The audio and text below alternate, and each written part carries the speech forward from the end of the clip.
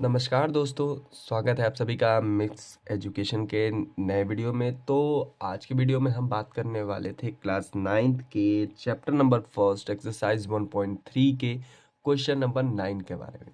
तो अब तक हमने 8 क्वेश्चन तक कंप्लीट कर रखा है। प्लेलिस्ट बनी हुई है, आप जाके चेक कर सकते हैं। आज हमारा क्वेश्चन स्टार्ट होगा क्लास 9th। इसमें छोटे छोटे क्वेश्चंस हैं, सब एक दो रूल्स वगैरह होते हैं, उन सबको समझेंगे। मैं बिल्कुल सोल्यूशन के साथ आपको समझाऊंगा। तो चलिए वीडियो को स्टार्ट करते हैं। सबसे पहले क्वेश्चन पढ़ लेते हैं, उसके बाद एक एक करके सोल्यूशन की तरफ पढ़ेंगे। तो क्वेश्चन नंबर 9 हमसे कह रहा है कि classify the following numbers as rational और irrational according to their types. तो आपको कुछ क्वेश्चन गिवन है, जैसे कि पहला √3 है। आपसे पूछ रहा है कि ये रेशनल नंबर है कि इरेशनल नंबर है, ये आपको बताना है इनके टाइप्स के अकॉर्डिंग। ठीक है, तो सबसे पहले हम पहला क्वेश्चन लेते हैं। जैसे कि √23 है, तो √23 का हमें सबसे पहले वैल्यू निकालना होगा, उसके बाद ही पता चलेगा कि ये कौन सा नंबर है। ठीक है, तो चलिए क्वेश्चन को यहाँ पे सॉल्यूशन मैं करता हूँ। जैसे कि पहला क्वेश्चन था √23। √23 का वैल्यू क्या होगा, तो वो हो जाएगा आपका 4.7958। और ये रिपीटिंग वैल्यू का, अभी तो मैंने आपको ऐसे बता दिया कि ये रिपीटिंग वैल्यू का, लेकिन ये कैसे निकालते हैं वो भी एक बार देख लेते हैं। काफ़ी आसान सा क्वेश्चन है। देखिए, सबसे पहले आपको इसको निकालने के लिए आपको लॉन्ग डिवीजन मेथड याद होगा, जिसके माध्यम से हम क्या करते हैं, रूट्स की वैल्यू निकालते हैं। तो वो काफ़ी आसान है, उसको एक बार देख लेते हैं। जैसे √23 का निकालना था ना, तो हमें तो सीधा लिखेंगे 23, और हमें निकालना है स्क्वायर रूट। तो यानी कि हम दो दो जीरो का पेयर बनाएंगे लेफ्ट साइड से। इतना काफ़ी है, दो दो जीरो का पेयर आपको दिख रहा है। फिर इसके बाद हमने एक ऐसे पाई खींचेंगे। उसके बाद देखो, अब यहाँ पे चीज़ें समझने वाली हैं। सबसे पहली चीज़ देखो, जो 23 है ना, आप जब भी उतारोगे जोड़ा में उतारोगे, तो एक जोड़ा ये एक जोड़ा ये, यानी कि 3 जोड़े हैं। ठीक है, अब यहाँ पे मुझे ऐसे नंबर रखने हैं जिसका उसी संख्या से गुणा करने के बाद या तो 23 के बराबर आए या तो 23 से कम आए, लेकिन अधिक ना हो। जैसे कि अगर मैं 4 रखता हूँ, तो 4 से फिर उसी संख्या से गुणा भी करना है मुझे, तो यानी कि वैल्यू आ जाएगी 16। और 16 जो है 23 के कम है, लेकिन 23 के बराबर है नहीं, तो ये मैं ले सकता हूँ। आप कहोगे 5 भी तो ले सकते थे, तो 5 का अगर आप करोगे तो 5 से 5 का गुणा भी करोगे, तो ये हो जाएगा 25। और 23 से ये क्या है, ज़्यादा है। और 3 लोगे तो 3 और कम हो जाएगा। तो मुझे सबसे पास वाले नंबर को चूज करना है, या तो उसके बराबर वाले। तो बराबर तो आ ही नहीं रहा है, 3 के बाद 4 और 4 के बाद 5 ही आता है, तो मैं 4 बार लेके जाऊंगा। आई होप आप समझ रहे होंगे कि कैसे इसको करते हैं। तो देखिए, तो यहाँ पर लिखेंगे 4 और इसके नीचे फिर 4 लिखेंगे। ठीक है, और एक हम यहाँ पे पाई खींचेंगे ऐसे। ठीक, अब इसको और इसको तो प्लस करेंगे, तो ये हो जाएगा आपका 4 4 कितना होता है, 8 होता है। लेकिन आपस में इनका गुणा होगा, लेकिन साइन नहीं लगाएंगे। एक बार और बता देता हूँ, थोड़ा यहाँ पे समझने वाली चीज़ होती है। ये तो आपको पता चल गया कि नंबर कैसे रखते हैं। अब 4 और 4 का आपस में गुणा करोगे आप, तो ये हो जाएगा 16। ठीक, यहाँ पे आप वैल्यू लिखोगे, लेकिन इन दोनों को आप ऐड करोगे तो ये हो जाएगा 8। यही रूल आपको अप्लाई करते हुए चलना है। ठीक, अब इसको आप माइनस करोगे तो कितना बचेगा, 7 बचेगा। अब मैंने आपको बताया था कि आप जब भी उतारोगे तो जोड़े में ही उतारोगे, तो एक जीरो उतार नहीं सकते, उतारेंगे तो दोनों जीरो को, तो यहाँ पे हम 2 जीरो उतार लेते हैं। अब हो जाएगा 700। अब कौन सी वैल्यू आप यहाँ पे रखो नंबर, जिससे उसी संख्या से फिर गुणा करने पर इससे कम हो जाए, इसके बराबर हो जाए, लेकिन इससे अधिक ना हो। तो चलिए उसको भी करके देख लेते हैं। देखिए यहाँ पर आप पे, यानी कि यहाँ पे हमें 8 था ना, तो इसके बगल में मुझे यहाँ पे नंबर रखना होता है लेफ्ट साइड में। ठीक है, तो अगर मैं 7 रखूँ तो फिर 7 से भी गुणा करूँगा, तो ये 7 का 7 हो जाएगा 49 को 9, 4 हासिल, 4 हासिल हो जाएगा। और ये 4 इधर जाएगा हासिल में, तो ये 8 का पड़ा जब आप 7, तो ये हो जाएगा 56, और ये 4 हो जाएगा हासिल। ठीक है, तो 56 4 हो जाएगा 60, यानी कि 906। तो 906 तो वैल्यू आ रही है आपकी, यहाँ पे आप रख सकते हो 906 को। लेकिन अगर आप कहोगे कि भैया 8 भी तो रख सकते थे, तो 8 का आप गुणा करके देखो, तो 8 का पढ़ा आप 8 बार पढ़ोगे तो आता है 64 को 4 6 हासिल, और फिर ये 64 और 6 कितना हो जाएगा 70, 704, और आपकी वैल्यू क्या है 700 है, यानी कि नंबर अधिक हो जा रहा है। तो हम क्या लेंगे 7 लेंगे, इससे कम भी नहीं ले सकते हैं क्योंकि ज़्यादा कम हो जाएगा। तो 7 बार आप लेके जाओगे तो वैल्यू आएगी 609। तो यहाँ पे लिख देते हैं 7, फिर यहाँ पे एक और 7 आएगा, और यहाँ पे वैल्यू हमारी आई थी 609।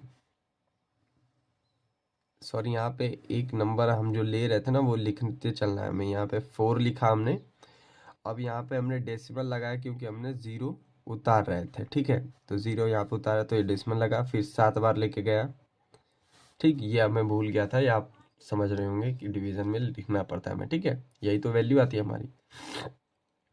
अब आप इसको सिंपली क्या करोगे, आपने वैल्यू तो लिख दी, अब यहाँ से आप माइनस करके देख लो, जो वैल्यू बच रही है यहाँ पे लिखोगे, और इन दोनों को प्लस करके लिख देंगे यहाँ पे। तो यहाँ पे मैंने इसको ऐड कर लिया, ये वैल्यू आई, इस माइनस किया, ये वैल्यू आई। अब यहाँ पे मैं क्या नंबर रखूँ, तो यहाँ पे भैया मुझे फिर एक पेयर उतारना पड़ेगा ना, कम नंबर हो गया तो ये पेयर और उतार लिया, अब इतना हो गया। अब आप पाओगे ना ये रिपीट करते जा रहा है, अब नेक्स्ट टाइम आप यहाँ पे 9 बार लेके जाओगे, ऐसे करके ये क्या हो रहा है, रिपीट करता जा रहा है, आगे बढ़ता ही जाएगा। तो आप कितना करोगे, तो आप सिंपल लिख देना, इतना करने के बाद ये आपका क्या है, लिख देंगे कि ये नॉन टर्मिनेटिंग वैल्यू है। टर्मिनेटिंग वैल्यू वो होती हैं जिनका शेषफल 0 आता है, लेकिन इसका शेषफल 0 आएगा ही नहीं, हमेशा आप करते रहोगे, ये चलता ही रहेगा। आई होप आप समझ पा रहे होंगे। तो ये इसको हम लिखेंगे since the number is non terminating and non recurring, it is a irrational number. क्योंकि हमें पता है जो नॉन टर्मिनेटिंग वैल्यू होती हैं वो इरेशनल नंबर होते हैं, जो टर्मिनेट कर जाती हैं वो आपके रेशनल नंबर होते हैं। तो एक लाइन यहाँ पे लिख लेते हैं, फिर अगले क्वेश्चन की तरफ चलेंगे। तो मैंने जो बोला अभी वो यहाँ पे हमने लिख दिया, तो ये क्वेश्चन यहाँ पे खत्म होता है। नेक्स्ट क्वेश्चन देखते हैं। अब काफ़ी छोटा छोटा क्वेश्चन है, देखो अभी यहाँ तक आपने कर लिया ना, पहला क्वेश्चन ही थोड़ा मुश्किल था, ठीक है। तो नेक्स्ट क्वेश्चन देखते हैं, हमारा कह रहा है कि अंडर 225 यानी 225 तो आपका रेशनल नंबर होगा। क्यों? क्योंकि लास्ट में 5 है तो ये पक्का 5 से कटेगा। और आप डिवीजन मेथड से भी निकाल के देख लेना, आपको पता ही होगा कि 225 का अंडर रूट क्या होता है, स्क्वायर अंडर रूट 15 होता है, ठीक। और 15 को 15/1 लिख सकते हैं, यानी कि ये क्या है, रेशनल नंबर है। और रेशनल नंबर क्या था, जो p/q में फॉर्मेट में लिखा जाए उसको हम क्या बोलते थे, रेशनल नंबर बोलते थे। इसको भी करके देख लेते हैं। देखिए सेकंड वाला हमने यहाँ पे लिख लिया है। देखिए अंडर रूट 25 था, ठीक है, सॉरी 225 था। तो अब 225 का जब आप उस तरह से लॉन्ग डिवीजन मेथड से भी निकाल सकते हो। अब वैसे मैं निकालने लगूंगा तो बहुत बड़ी वीडियो हो जाएगी, मैंने आपको रूल बता ही दिया, आप निकाल के चेक कर सकते हो। वैसे आपको याद ही होगा, ये तो रटा रटाया होता है कि जब लास्ट में 5 हो तो वो पक्का वो 5 वाले स्क्वायर रूट होते हैं। तो ठीक है, यहाँ पे आपने पता ही है कि अंडर रूट सॉरी 15 का जब आप निकालोगे स्क्वायर रूट तो अंडर रूट 25 ही आता है, ठीक है। तो ये आपको पता ही है। तो इसका अंडर रूट का जब हटाओगे तो इसकी वैल्यू क्या आएगी, 15 आएगी। और 15 को हम क्या कर सकते हैं, 15/1 लिख सकते हैं। और जब हमको पता है कि p/q के फॉर्म में हम लिख सकते हैं तो वो रेशनल नंबर होती हैं। तो अब बस आप इतना ही लिख देना, इतना काफ़ी है, ठीक है। तो अब ये वाला क्वेश्चन भी खत्म हुआ। नेक्स्ट और भी आसान है, थर्ड क्वेश्चन देखते हैं। तो यहाँ पे आप देख सकते हो काफ़ी आसान क्वेश्चन था, ठीक है। तो ये थर्ड वाले को भी हम देख लेते हैं, मैंने यहाँ पे लिख लिया है, ठीक। देखो सबसे पहले थर्ड वाले क्वेश्चन को मैंने यहाँ पे लिखा है, ये तो और आसान है। देखो यहाँ पे ये जो 0.3796 है, ठीक है, ये आपको पूछ रहा था कि कौन सा रेशनल नंबर है या इरेशनल नंबर है। तो आपको पता है कि इसके ऊपर बार नहीं लगा है, यानी कि ये कुछ समय जाके बाद क्या हो चुका है, कट चुका है संख्या, यानी कि शेषफल 0 आ चुका है। और आपको पता है कि जब शेषफल 0 आ जाए तो वो आपका टर्मिनेटिंग वैल्यू होता है, और सारे टर्मिनेटिंग वैल्यू क्या होते हैं, रेशनल नंबर होते हैं। तो यहाँ पे आप सिंस लिख देंगे, since the number 0.796 is a terminating, it is a rational number.